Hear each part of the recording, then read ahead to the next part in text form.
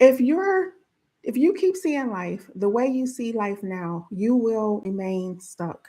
And it's not because you're lazy, it's not because God is withholding anything from you, but it's because you're holding on to a perspective that is quietly working against you. And actually, Jesus warns us about this when he tells us that if the way you see things is distorted, or if the way you see things is off, everything in you will be off. And today I want to reveal to you, share with you one mistake that could be holding you back, keeping you stuck longer than you need to be. For those of you who have never been here before, my name is Shelomith, and I would like to welcome you to another Detour to Destiny Sunday School. So let's get right into it.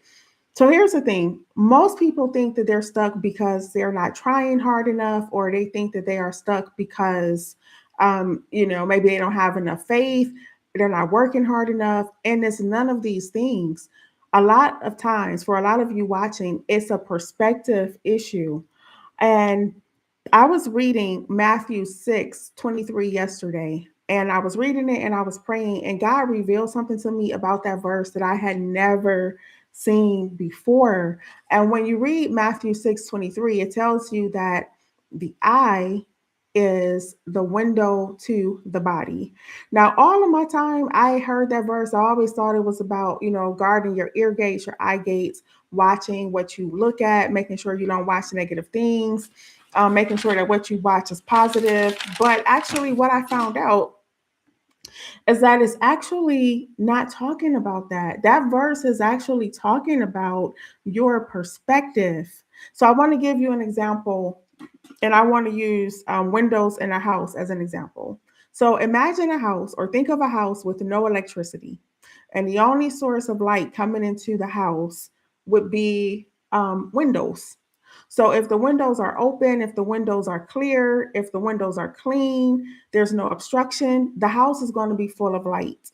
But if the windows are dirty, if the windows are smudged or smeared, the light that comes in is not going to be as bright.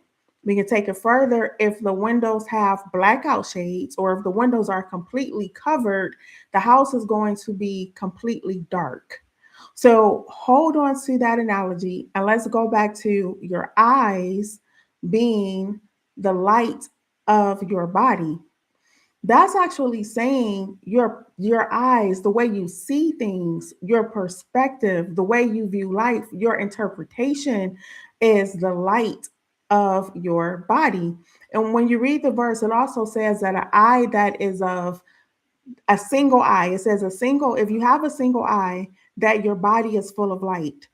And yesterday, for the first time, I realized that it was saying if you have focus, a single eye is the equivalent of focus.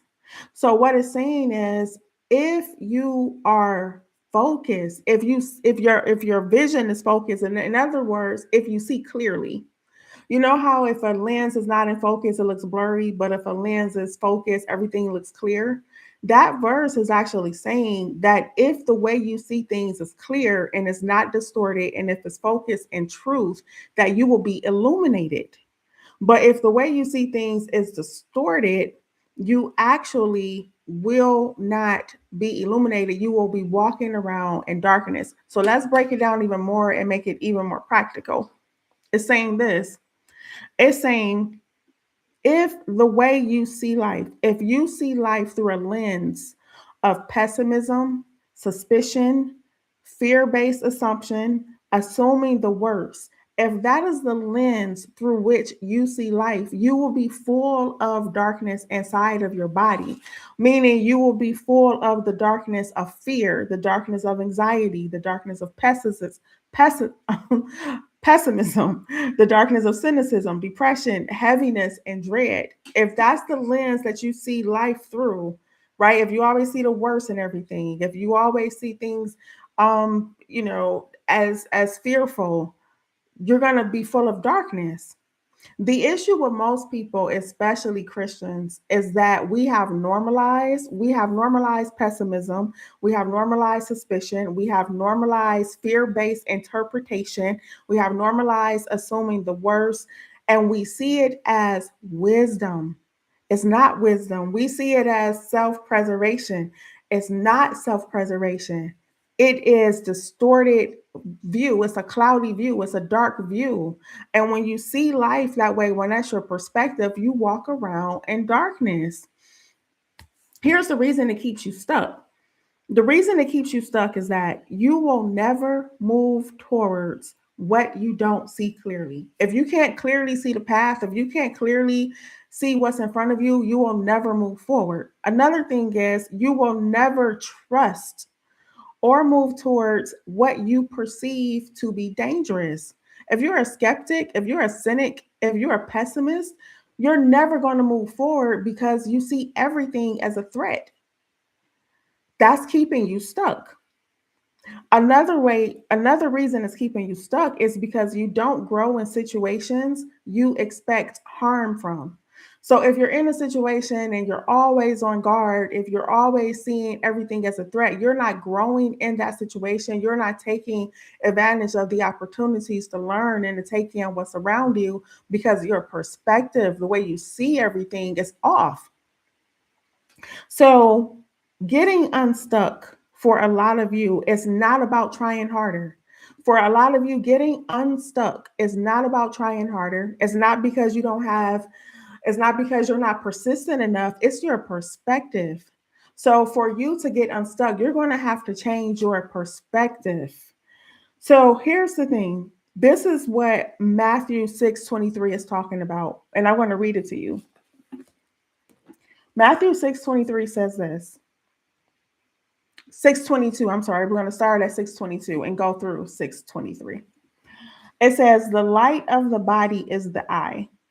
If therefore your eye be single, your whole body shall be full of light.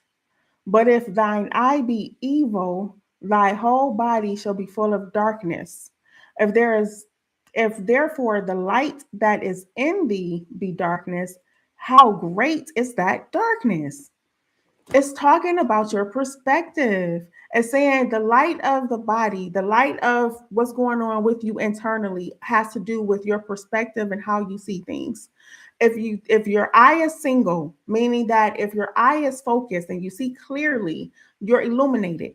Meaning, if you see the truth of the matter, if you see the truth of the situation, if you see God's truth, because the truth sets you free, right? So, if you see that you're powerful, if you see that you're victorious, if you see that no weapon formed against you shall prosper, if you see that all things work together for your good, if you see the beauty in the situation, you're illuminated. But then it goes on and it says that if your eye be evil, meaning that if you see pessimism, if you see cynicism, if you see the worst in everything, if you're filtering everything through the interpretation of fear, if you see everything, if you see the evil in everything, it's saying your whole body is full of darkness. And just think about how life feels when you live that way. It feels heavy. It feels depressing. It feels oppressive. It feels like you're stuck. It feels like you're full of dread and anxiety.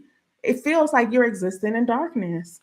And what it's saying is, if therefore the light that is in you is dark, meaning that if the way you see things is dark, oh my goodness, that's a lot of darkness. That's what that Bible verse is saying. So here's the challenge.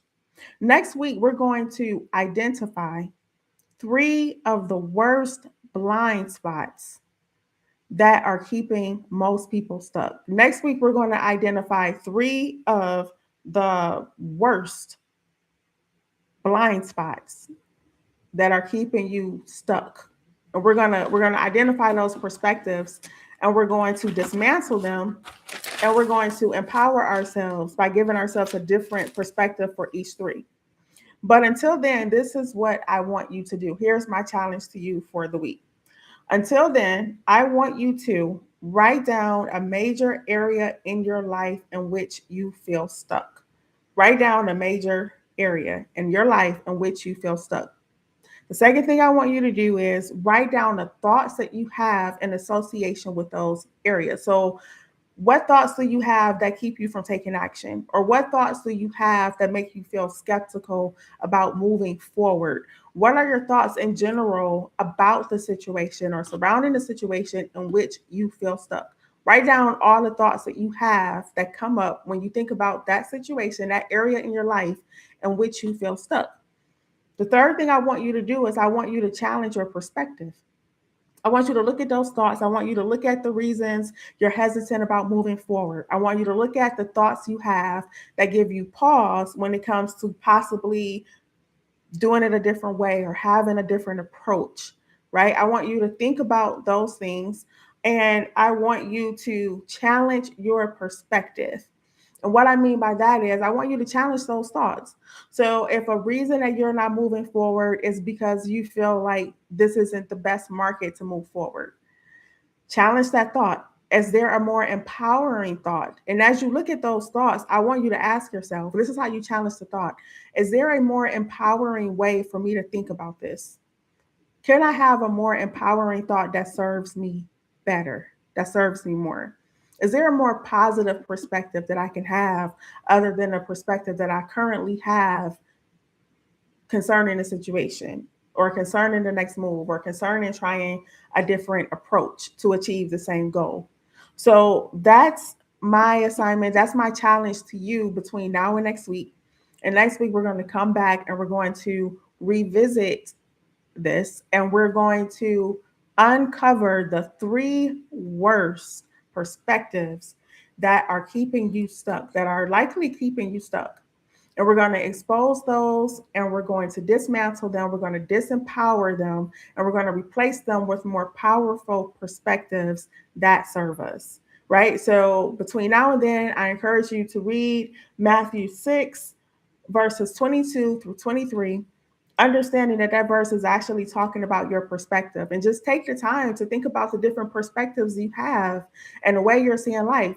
Is there any area of your life in which you are being pessimistic? You are a cynic? Are there any areas in your life in which you are filtering things through a lens of fear? And are you calling it wisdom? Is it a sneaky mindset that is masking itself as wisdom?